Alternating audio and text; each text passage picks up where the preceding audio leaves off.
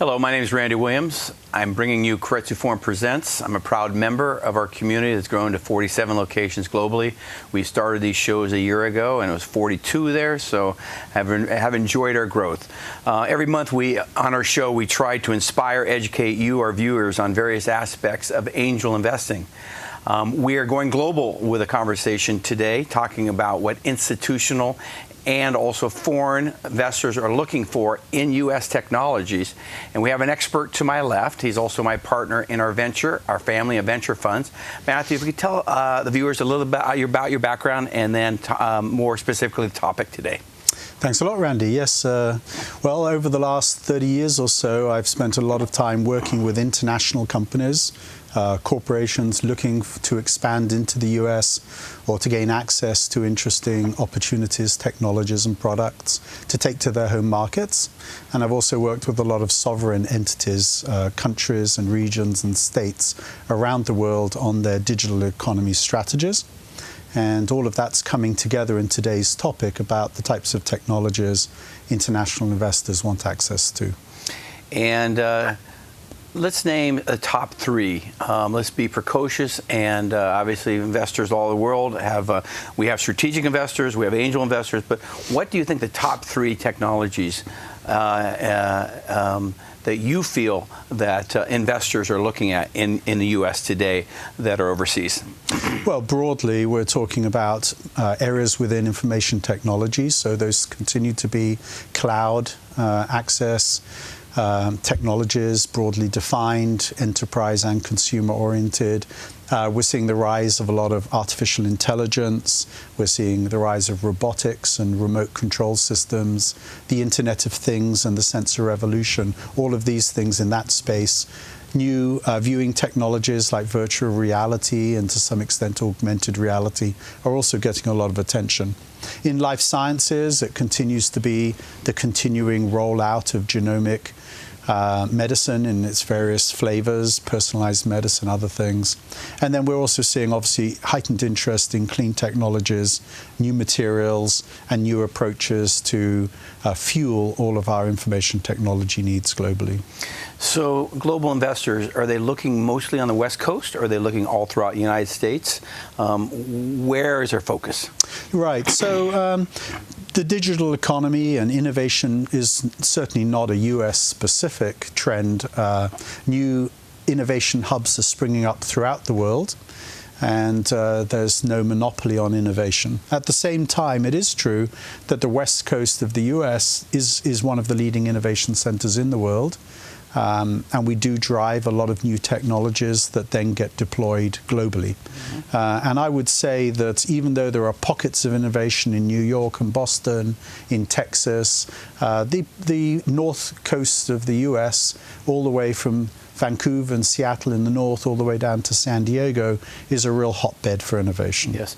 So what are we speaking about today? Are we speaking about governments interested in our technology, or investors, or strategic investors? So let's narrow down the focus. Yes. I think for the purposes of today, let's focus on overseas investors who may want to make direct investments or investments through funds into U.S. technology startups. And let's talk about the myriad of ways that they can gain access through the myriad of opportunities, whether it be early stage funds or access to the tier 1 VCs or whatever. Exactly. I think we'll go through all of those mechanisms, and maybe I should just paint the picture of what they are, and then we can talk about some of the pros and cons of each. Obviously, starting very, very early, most startups raise most of their initial capital from their founders and their friends and family, and that doesn't tend to be a place where overseas investors can gain much access. Over the last few years, we've seen the rise of incubators and accelerators, and some of those do welcome overseas investors to participate in investing in the companies passing through them. We've seen obviously the rise of angel groups, including Keiretsu Forum, the world's largest angel group, and in fact now the most active investor in early stage US technology companies. And so angel groups have begun to think about how to bring overseas investors into their networks and give them access, and we can talk about some of those approaches. We have the traditional venture capital community, and most venture capitalists will be prepared to accept limited partners, typically institutional investors, to invest through their funds into the companies they back. And then as we get into the expansion capital and pre-IPO phase, the amounts of money being raised become larger and larger, and we see more and more overseas investors, both professional investors, corporate investors, sovereign funds, and so on, having a role to play. And then one other thing we probably should touch on is the rise of crowdfunding platforms, which have also begun to be ways in which overseas investors can participate. And there are pros and cons to all of these things. So let's focus on early stage. Let's say a foreign investor has the insight to go early versus trying to invest where the valuation is unicorn status, over $1 billion, and that valuation can change dramatically, go down. How does a foreign investor get in early? Yes.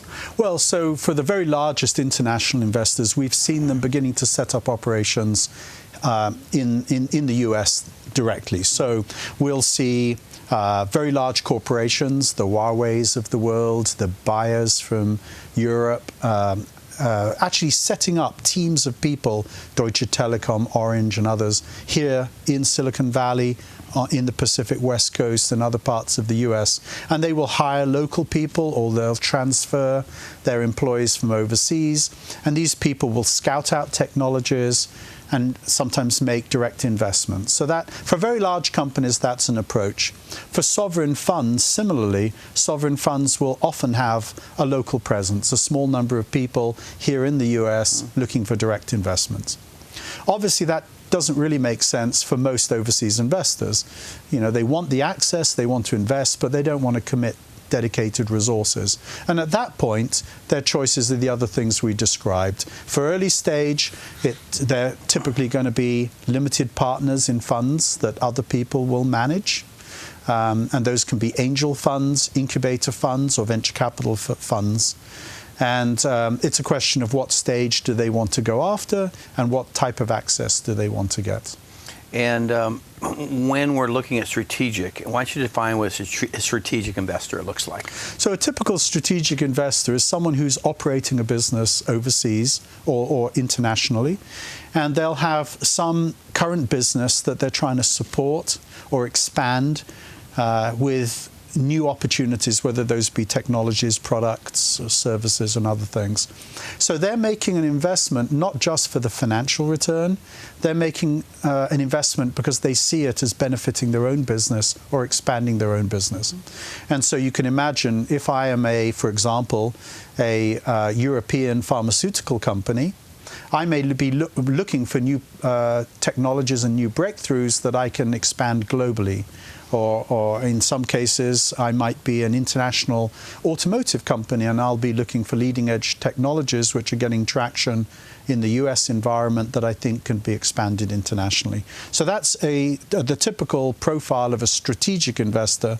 They don't all have to be international, multinational companies. So sometimes it's a company that has a strong presence in a local market and believes that they're the best go-to-market partner for a technology company that's going to eventually want to expand into those other marketplaces. And do you feel, I feel, the world's flat. I see great opportunities globally as we travel. We have 47 locations that I go to throughout the world. And yep. I got to get to, we just opened Korea this week, and I need to be in Seoul probably in the next 6 months. And I'm looking forward to it. But we see great opportunities globally. Are we precocious to think that we have, and this is being filmed in Silicon Valley, that we have the epicenter of great deal flow? Or is there great opportunities? I mean, how does a foreign investor just want to invest in U.S.? They want to invest globally, don't they? Well, it's a bit of both. I said at the outset, I think there's no monopoly on innovation, and there are great opportunities surfacing everywhere. But the U.S. is the largest market economy. And when you have a new technology that's getting traction in the US, it's already got a huge market that it can exploit. So it's got an advantage relative to perhaps a new product or a service or a startup company whose own addressable market is very small. Yes. I do think that the world has become more flat in the sense that the digital economy allows a company to serve many markets right at the outset from any part of the world. But on the other hand, I think that the local knowledge, local access, local relationships continue to be very important.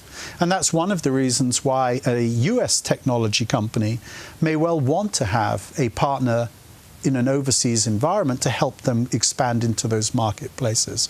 And so for US technology companies, as an example, China, the Asian nations, the EU are very large marketplaces, but very hard to serve extremely well from one single location here in the US. And so oftentimes we'll see US technology companies at some point saying, I'd like a strategic partner to open up a marketplace, create relationships for me, and sometimes help me modify my products and technologies to make sure they work in other environments. So a lot of the strategics, a lot of the investors are coming here because we're a consumer society and it's about distribution. And obviously we have, as you said, we have great innovation hubs throughout the United States, right. But they're also exploiting, obviously, our consumer base.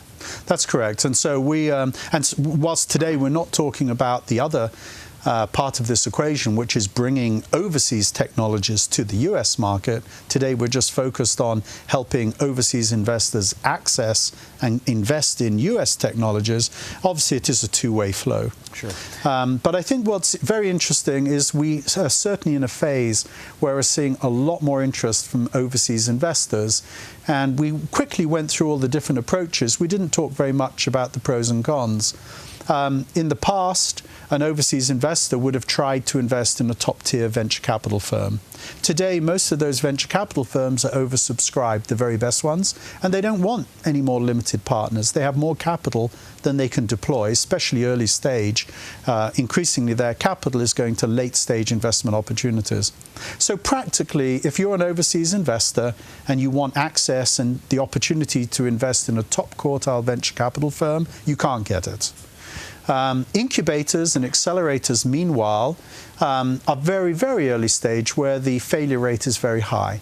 And so what we've begun to do at Keiretsu Capital is think about how do we allow international investors to invest in the 150 or thereabouts technology companies we back every year.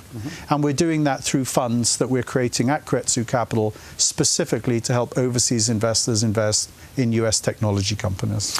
And so if they do participate in our funds, what will they have a diversification of many asset classes? Yes, pretty much any international investor who wants to invest in any of the main areas, information technology, life sciences, clean technology, fintech, they can gain access to a diversified set of portfolio companies simply because we are the world's largest angel group and we're backing more companies than anyone else. Well, thank you, Matthew. Very insightful, and I look forward to talking to you in the future. I think we're going to be focused on Asia next when we talk about what Chinese investors are looking for. Thank you so much for coming today. And thank you, Randy.